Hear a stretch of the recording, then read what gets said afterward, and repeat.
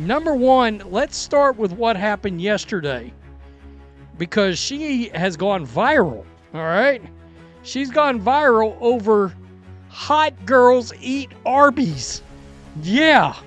She was wearing this outfit, this arrangement into the Chicago Sky game.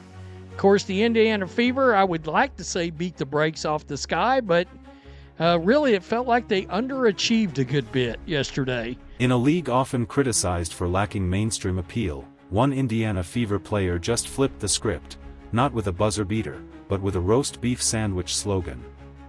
Sophie Cunningham, affectionately dubbed the Enforcer by fans, has gone viral after wearing a now iconic "Hot Girls Eat Arbys" shirt to a WNBA game.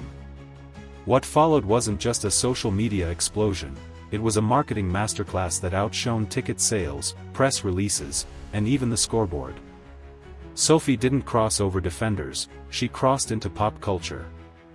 That t-shirt, paired with a history of authenticity, including her 9/10 rating of Arby's on social media months ago, ignited the internet. Sophie Cunningham's t-shirt became a marketing phenomenon. Sophie Cunningham currently plays for the Indiana Fever and has now become one of the most recognizable WNBA players. And for Barbie night, she pulled up wearing a shirt that said "Hot Girls Eat Arby's," and the internet lost it. But here's the real backstory. A few months earlier, Sophie posted a video rating Arby's. And that video was just her being authentic in herself. And that puppy went viral. I think I'm gonna go ahead and give Arby's a solid 9 out of 10. Then following this, the phrase "Hot Girls Eat Arby's" started flying around. And it turns out that Arby's has been saying this since 2023.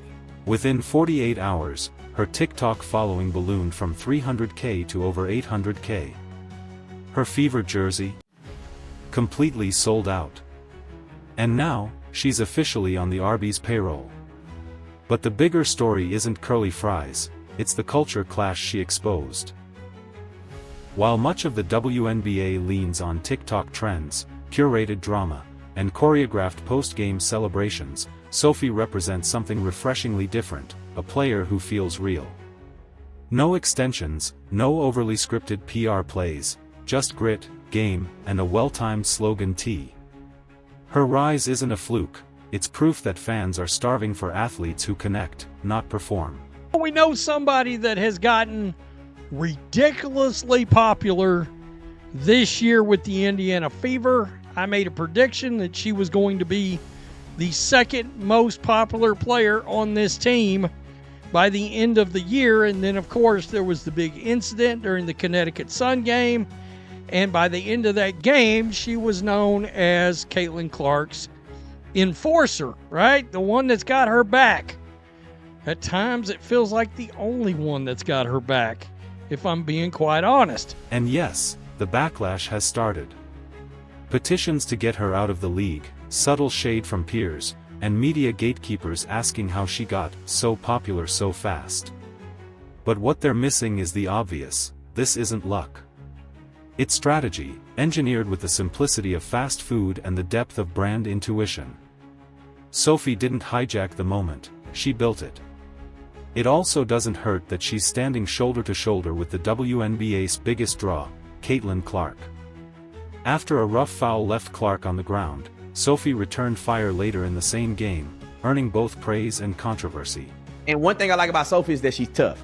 So when Caitlin Clark last week, or not last week, a couple days ago, when Caitlin Clark got destroyed, her girl Sophie came to her defense, and this was the most beast mode thing that I've seen a woman do in WNBA history.